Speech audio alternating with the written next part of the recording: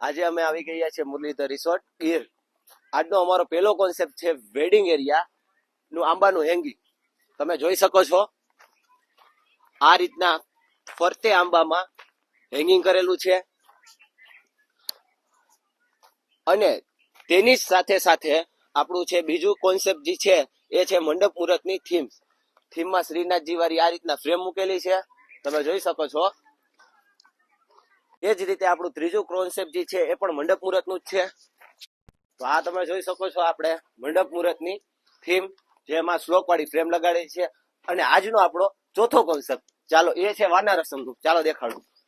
તો આ છે આપણો વાના રસમનું ડેકોરેશન.